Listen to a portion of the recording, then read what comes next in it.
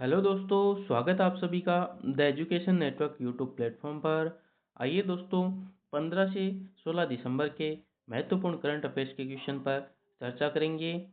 Motivational quote कि लग चुकी है तलब मंजिल की, अब खुद को आग में झोंकना होगा। ठोकरें कहती है मारा जाएगा, हौसला कहता है देख लेंगे। तो आइए देखते हैं। पहला क्वेश्चन यहाँ पे है, हाल ही में चर्चा में रहा प्रेम विहार मंदिर, प्रेम विहार टेम्पल कहाँ स्थित है, जिसके संरक्षण का आह्वान भारत ने किया। तो दोस्तों, ऑप्शन जो बी है यहाँ पर राइट आंसर हो जाएगा, कंबोडिया। तो ये मंदिर दोस्तों भगवान शिव महादेव को समर्पित है और इसे यूनेस्को विश्व धरोहर स्थल में भी शामिल किया गया है। तो दोस्तों, कंबोडिया की बात आई है, तो कंबोडिया की अपन बात करें। अभी दोस्तों जो प्रेम विहार मंदिर है, प्रेम विहार जो टेम्पल है दोस्तों, ये कहाँ है? कंबोडिया के अंदर है प्रेम विहार टेम्पल। तो दोस्तों अभी जो थाईलैंड और कंबोडिया के बीच में क्या चल रहा है, संघर्ष चल रहा है इस मंदिर को लेकर। तो इसमें दोस्तों ये है अभी चर्चा में रहा और कंबोडिया देश से ये संबंधित है। तो कंबोडिया की बात आई है दोस्तों, कंबोडिया के अंदर एक भगवान विष्णु को समर्पित जो मंदिर है जिसका नाम है अंगोर वाट, अंगकोर वाट, अंगकोर वाट मंदिर है दोस्तों। तो ये भी ध्यान में रखना है। सबसे बड़ा हिंदू टेम्पल है ये विश्व का। तो अंगकोर वाट मंदिर भगवान विष्णु को समर्पित है, विष्णु भगवान को समर्पित है, ये भी ध्यान में रखना है, विष्णु भगवान। तो बात करें अपन ये मंदिर किस वंश के द्वारा बनाया गया है, तो अंगकोर वाट मंदिर दोस्तों ये बनाया गया है जो खेमर वंश है, खेमर जो वंश है इसके द्वारा दोस्तों ये बनाया गया है। खेमर वंश का जो शासक है जिसका नाम है सूर्यवर्मन, सूर्यवर्मन के द्वारा दोस्तों इस मंदिर का निर्माण करवाया गया। तो बात आई है दोस्तों कंबोडिया की। तो बात करते हैं अपन कंबोडिया और भारत के मध्य दोस्तों अभी एक एक्सरसाइज हुई, अभ्यास हुआ, जिसका नाम है दोस्तों सिनबेक्स। क्या नाम है? सिनबेक्स। सिम्बेक्स है वो तो भारत और सिंगापुर के साथ होता है। सिनबेक्स भारत और थाईलैंड के मध्य हुआ था। कहाँ पे हुआ था? तो पुणे दोस्तों महाराष्ट्र है, यहाँ पे अभी ये एक्सरसाइज हुई थी। तो ये ध्यान में रखना है। अंकोर वाट मंदिर भी, और प्रे है जो विहार मंदिर है दोस्तों, प्रे विहार मंदिर ये कंबोडिया में। आइए देखते हैं नेक्स्ट। नेक्स्ट क्वेश्चन यहाँ पे है, आसियान भारत पर्यटन विनिमय कार्यक्रम 2025 कहाँ पर आयोजित किया गया? तो दोस्तों ऑप्शन सी, जो यहाँ पे गुवाहाटी है, गुवाहाटी के अंदर दोस्तों अभी आयोजन हुआ है आसियान भारत पर्यटन विनिमय कार्यक्रम 2025। तो आसियान की स्थापना की बात करें तो 1967 में हुई, हेडक्वार्टर है जकार्ता इंडोनेशिया। तो आसियान का अभी दोस्तों जो बैठक हुई है वो किस देश में हुई थी? मलेशिया में। ये भी ध्यान में रखना है, आसियान की बैठक हुई थी मलेशिया में। नेक्स्ट है कोपरा जलाशय जो है जिसे हाल ही में रामसर साइट घोषित किया गया है। तो यह किस राज्य की पहली रामसर साइट बनी है? तो दोस्तों कोपरा जलाशय जो छत्तीसगढ़ के अंदर है, और इसे दोस्तों जो रामसर साइट है घोषित किया गया है। रामसर का मतलब जो रामसर साइट है दोस्तों, ये क्या होती है? जो आर्द्र भूमि भूमि होती है, आर्द्र भूमि, तो उसको दोस्तों क्या किया जाता है? रामसर साइट घोषित किया जाता है।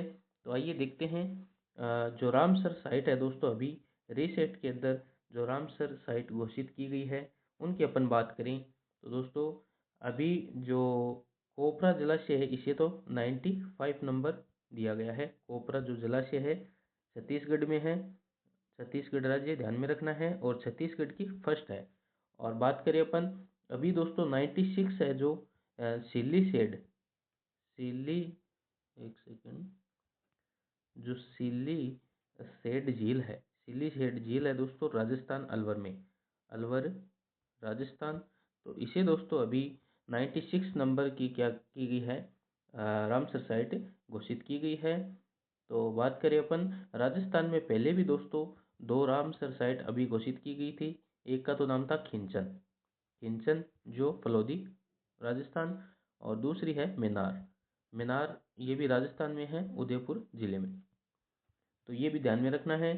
और अभी दोस्तों बिहार के अंदर भी, जो बिहार है वहाँ पर भी दोस्तों जो रामसर साइट घोषित की गई थी, एक का तो नाम था गोकुल, गोकुल, और एक था उदयपुर। तो ये भी अपने को ध्यान में रखना है। और एक थी जिसका नाम था गोगा बिल, गोगा बिल। तो ये भी दोस्तों बिहार से संबंधित है। तो 3 रामसर साइट अभी घोषित की गई थी, गोकुल, उदयपुर और गोगा बिल। रामसर साइट का जो अर्थ होता है दोस्तों, जैसे ये हो गया इधर घास, ये तो हो गया घास, इधर हो गया जल, ये बीच का जो क्षेत्र होता है दोस्तों, जो आर्द्र भूमि होती है, इसे रामसर साइट घोषित किया जाता है। तो सर्वाधिक जो रामसर साइट जिले हैं वो कहाँ पर है? तमिलनाडु राज्य में। आइए देखते हैं नेक्स्ट क्वेश्चन। यहाँ पे 96 रामसर साइट हो चुकी है भारत में अब, और घोषणा की है दोस्तों, पर्यावरण मंत्री है भूपेंद्र यादव। नेक्स्ट है, हाल ही में केंद्रीय कैबिनेट ने भारतीय बीमा कंपनियों में एफडीआई की सीमा को कितना प्रतिशत करने की मंजूरी प्रदान की? तो यहाँ पे दोस्तों 100% जो है एफडीआई, एफडीआई प्रत्यक्ष विदेशी जो निवेश है, फॉरेन डायरेक्ट इन्वेस्टमेंट, तो ये दोस्तों अभी इसकी अनुमति प्रदान की गई है केंद्रीय कैबिनेट ने। और पहले दोस्तों ये कितनी थी? पहले ये 74% थी, अब 100% है जो प्रत्यक्ष विदेशी निवेश की अनुमति दी गई है। बात करें अपन दोस्तों कैबिनेट नाम आया है, तो दोस्तों कैबिनेट शब्द है जो ये मूल संविधान में नहीं था। 44वां जो संविधान संशोधन हुआ था, कॉन्स्टिट्यूशन अमेंडमेंट 1978, इसमें दोस्तों जो है कैबिनेट शब्द जोड़ा गया। आर्टिकल की अपन बात करें तो आर्टिकल दोस्तों जो 352 है कैबिनेट से संबंधित है। और अपन अन्य बात करें, बीमा के बारे में दोस्तों आया है, बीमा कंपनियों में जो अब डी की सीमा 100% की गई है। तो बीमा को दोस्तों रेगुलेट कौन करता है? तो इरडा दोस्तों जो है, इरडा, इरडा बीमा को है, बीमा को रेगुलेट करता है। इरडा की स्थापना की अपन बात करें तो स्थापना 1999 एक्ट है, इसके तहत दोस्तों इरडा की स्थापना हुई थी। और हेडक्वार्टर हैदराबाद के अंदर इसका हेडक्वार्टर है, ये भी ध्यान में रखना है, मोस्ट इंपॉर्टेंट। इरडा का हेडक्वार्टर कहाँ है? हैदराबाद, तेलंगाना। नेक्स्ट है, नेक्स्ट अपन बात करें, बीमा क्षेत्र को रेगुलेट करता है इरडा, और हेडक्वार्टर जो मुख्यालय है वो हैदराबाद। नेक्स्ट है, देश का पहला पावर म्यूजियम बनाने की घोषणा किस थर्मल पावर स्टेशन से सॉरी स्टेशन के लिए हुई? तो करबगीहा थर्मल पावर स्टेशन दोस्तों पटना बिहार में है। यहाँ से दोस्तों देश का पहला जो पावर म्यूजियम बनाने की घोषणा इस पावर जो थर्मल पावर स्टेशन के लिए हुई है, Karbigahiya thermal power station Bihar. Next अपन बात करें, नेक्स्ट है दादा भाई नारोजी की नारोजी की 200वीं जयंती मनाने के उपलक्ष्य में रिसेप्शन जो समान समारोह का आयोजन कहाँ पर किया गया? तो ये दोस्तों अभी लंदन में हुआ है। दादा भाई नारोजी की जो 200वीं जो जयंती है उसके उपलक्ष्य में समारोह का आयोजन हुआ था, कहाँ पर? London, London Britain. तो बात आई है दोस्तों दादा भाई नारोजी, तो इन्हें दोस्तों grand old man of India कहते हैं, दादा भाई नारोजी को ध्यान में रखना है। तो दादा भाई नारोजी की अभी दोस्तों 200वीं जो जयंती है, 200वीं जयंती, ये कहाँ बनाई गई है? लंदन में। तो दादा भाई नौरोजी दोस्तों the grand old man of India इन्हें कहते हैं। जो ब्रिटेन जो संसद है, ब्रिटेन संसद में प्रथम दोस्तों भारतीय जो मेंबरशिप यानी सदस्य बने थे, वो कौन बने थे ब्रिटेन संसद के? तो फर्स्ट भारतीय सदस्य बने थे दादा भाई नौरोजी 1892, सन भी ध्यान में रखना है, 1892 में बने थे। और ये दोस्तों जो लंदन है, लंदन में लंदन में दोस्तों इनके द्वारा ईस्ट इंडिया एसोसिएशन की स्थापना की गई 1886 में, 1866 में दोस्तों लंदन में ईस्ट इंडिया एसोसिएशन की स्थापना की गई दादा भाई नौरोजी। और कांग्रेस के दोस्तों जो कांग्रेस के अधिवेशन हुए थे उसमें 3 बार अध्यक्षता किसने की है? तो दादा भाई नौरोजी ने। जो कांग्रेस के अधिवेशन हुए थे, कांग्रेस उसके 3 बार अध्यक्ष रहे थे कोलकाता के अंदर 2 अधिवेशन तो हुए थे कोलकाता, और एक अधिवेशन जो है वो हुआ था लाहौर। तो ये 3 अधिवेशन की अध्यक्षता किसने की थी? 2 बार तो कोलकाता में, तो 1800, एक तो हो गई 1866, सॉरी 86, और 1906। तो 1886 और 1906 में दोस्तों कोलकाता के अंदर, और लाहौर के अंदर की थी 1893 में। तो 3 बार कांग्रेस अधिवेशन की अध्यक्षता, 2 बार कोलकाता, 1 बार लाहौर। तो ये भी ध्यान में रखना है। और अपन बात करें दादा भाई नौरोजी की, तो एक दोस्तों इनकी फेमस जो बुक है जिसका नाम है poverty un British rule of India. तो ये पुस्तक किसकी है? Poverty un British rule of India. ये भी दादा भाई नौरोजी की पुस्तक है। और इन्होंने दोस्तों एक सिद्धांत दिया था जिसका नाम है धन निष्कासन सिद्धांत। धन निष्कासन सिद्धांत ये भी किसने दिया था? तो धन जो निष्कासन सिद्धांत है ये भी दादा भाई नौरोजी के द्वारा दिया गया। और भारत में दोस्तों जो है प्रति व्यक्ति आय की गणना सर्वप्रथम किसने की थी? तो दादा भाई नौरोजी। तो ये दोस्तों दादा भाई नौरोजी के बारे में अपन ने बात की है। एक दोस्तों इनकी पत्रिका है जिसका नाम है राष्ट्रगोप्तकार पत्रिका, ये भी ध्यान में रखना है। तो आइए देखते हैं नेक्स्ट क्वेश्चन यहाँ पे है राष्ट्रीय ऊर्जा संरक्षण पुरस्कार 2025 के तहत ग्रुप फर्स्ट में किस राज्य को पहला पुरस्कार मिला? तो कर्नाटका इसका राइट आंसर हो जाएगा। हाल ही में किस राज्य के मुख्यमंत्री ने राज्य को नक्सलवाद से मुक्त घोषित कर दिया? तो मध्य प्रदेश। नेक्स्ट है ब्रुकफील्ड ने एशिया का सबसे बड़ा जीसीसी बनाने के लिए $1 बिलियन का निवेश कहाँ करने की घोषणा की? तो महाराष्ट्र। नेक्स्ट है स्क्वैश विश्व कप 2025 का खिताब किस देश ने जीता? तो ये दोस्तों रियाद सऊदी अरब के द्वारा, एक सेकेंड, स्क्वैश विश्व कप 2025 का खिताब तो भारत देश के द्वारा इसे जीता गया है, स्क्वैश विश्व कप। तो ये दोस्तों चेन्नई तमिलनाडु में इसका आयोजन हुआ था, और भारत ने हांगकांग को हराकर दोस्तों ये पहली बार ये खिताब जीता है। भारतीय खिताब जीतने वाला एशिया का पहला देश है, और भारतीय खिताब जीतने वाला ऑल ओवर वर्ल्ड के अंदर चौथा देश है। इससे पहले दोस्तों ऑस्ट्रेलिया, इंग्लैंड और मिस्र स्क्वैश विश्व कप जीत चुके हैं। आइए देखते हैं 16 दिसंबर 16 आइए देखते हैं 16 दिसंबर प्रथम क्वेश्चन है स्टैनफोर्ड के ग्लोबल एआई वाइब्रेसी इंडेक्स 2024 में भारत को कौन सा स्थान प्राप्त हुआ? तो थर्ड स्थान दोस्तों यहाँ पे जो है एआई वाइब्रेसी इंडेक्स के अंदर भारत को 2024 में थर्ड स्थान प्राप्त हुआ है।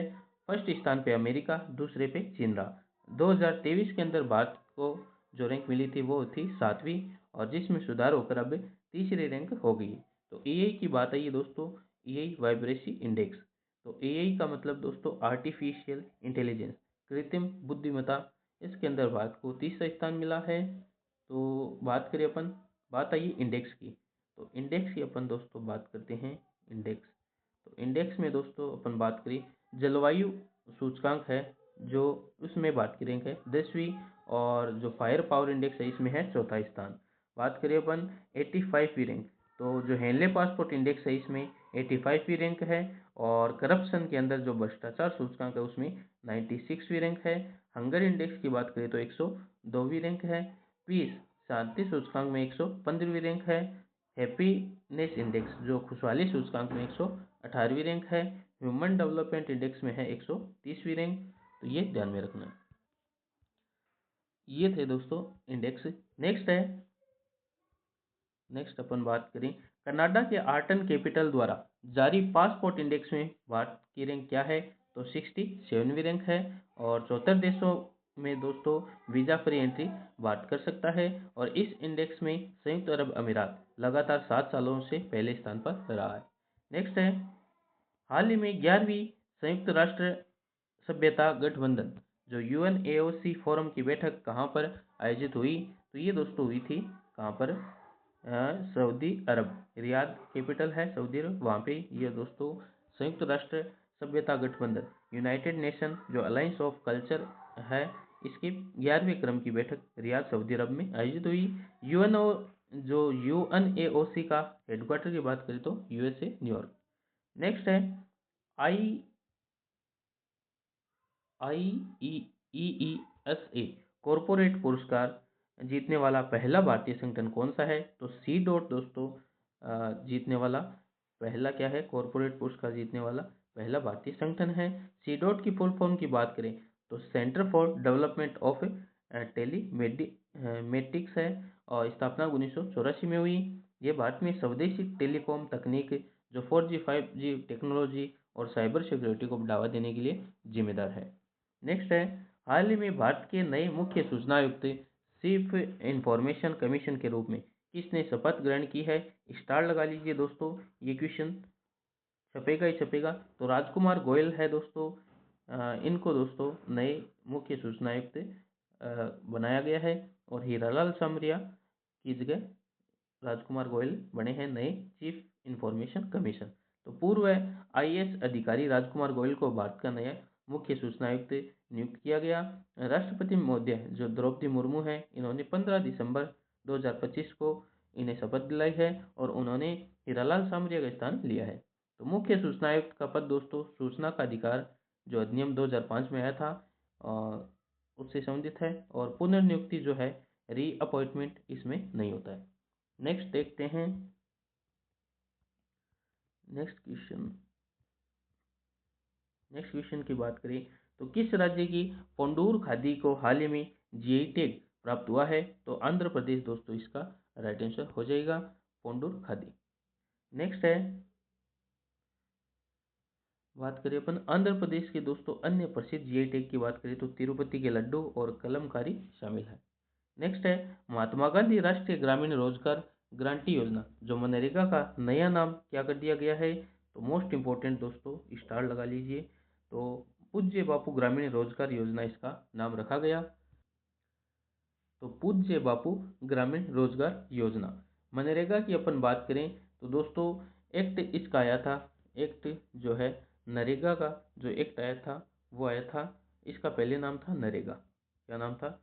नरेगा था। ये एक्ट आया था दोस्तों 2005 के अंदर और लागू इसे किया गया था। जो लागू किया गया था ये किया गया था 2 फरवरी 2006।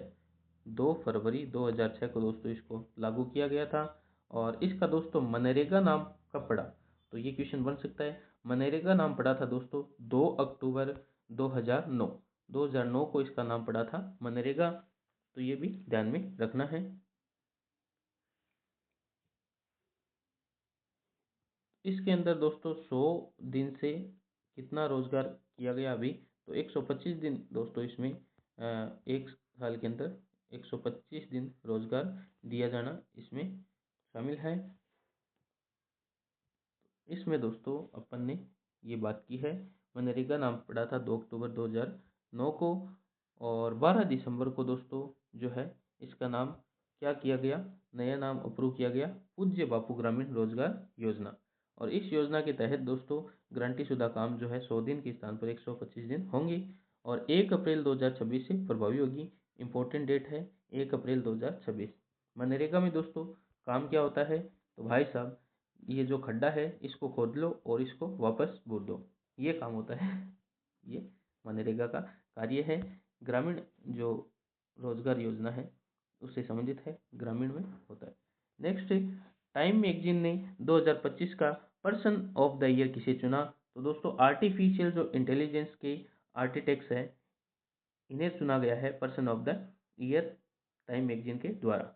तो टाइम मैगजीन ने 2025 का person of the year artificial intelligence के आर्किटेक्ट्स को चुना गया और इन लोगों में को दिया गया जिन्होंने AI के विकास में महत्वपूर्ण भूमिका निभाई। इसमें ओपन AI के संस्थापक जो सैम अल्टमैन हैं जिन्होंने चैट जीपीटी लॉन्च की थी। एनवीडिया जो है के CEO जसेन हुआंग और मेटा के मार्क जुकरबर्ग जैसे नाम शामिल है। और 1982 में टाइम मैगजीन ने कंप्यूटर को पर्सन ऑफ द ईयर चुना था, ये भी ध्यान में रखना है। नेक्स्ट अपन बात करें यहाँ पे 9 नंबर क्वेश्चन है भारत ने किस देश के साथ फार्माकोपिया सहयोग को मजबूत करने के लिए MOU पर हस्ताक्षर किया? तो लाइबेरिया इसका राइट आंसर हो जाएगा। लाइबेरिया भारत और लाइबेरिया जो अफ्रीका महाद्वीप का देश है फार्माकोपिया सहयोग को मजबूत करने के लिए एक समझौता ज्ञापन एमओयू पर हस्ताक्षर किए। इस सहयोग का उद्देश्य लाइबेरिया में दवाइयों की गुणवत्ता मानक जो क्वालिटी स्टैंडर्ड पर फोकस करना। भारत में जो भारतीय फार्माकोपिया कमीशन का हेडक्वार्टर की बात करें तो गाजियाबाद उत्तर प्रदेश। आज की क्लास का अंतिम क्वेश्चन है, मेरी योजना पोर्टल किस राज्य के मुख्यमंत्री द्वारा लॉन्च किया गया? तो दोस्तों उत्तराखंड के जो मुख्यमंत्री है पुष्कर सिंह धामी, इनके द्वारा मेरी योजना पोर्टल है ये शुरू किया गया है। तो उत्तराखंड इसका राइट आंसर हो जाएगा। देहरादून से दोस्तों जो उत्तराखंड की कैपिटल है, यहाँ से उत्तराखंड के मुख्यमंत्री पुष्कर सिंह धामी ने ये मेरी योजना पोर्टल लॉन्च किया है। ये एक ऑनलाइन प्लेटफॉर्म है और इसका उद्देश्य है केंद्र और राज्य की लोक कल्याणकारी योजनाओं की जानकारी को आसान भाषा में लक्षित व्यक्तियों जो टारगेटेड पर्सन हैं उन तक पहुंचाना। इस पहल से दोस्तों जो योजनाओं में पारदर्शिता, ट्रांसपेरेंसी और जवाबदेही, अकाउंटेबिलिटी बढ़ने की उम्मीद है। ओके दोस्तों, ये थे 15 से जो 16 दिसंबर के मोस्ट करंट अफेयर्स के क्वेश्चन जिन पर अपन ने विस्तृत चर्चा की है। यदि दोस्तों आपको वीडियो पसंद आए तो उन साथियों के साथ ज़रूर शेयर करें जिनके लिए उपयोगी है। ओके दोस्तों, मिलते हैं नेक्स्ट वीडियो में। धन्यवाद। जय हिंद, जय भारत।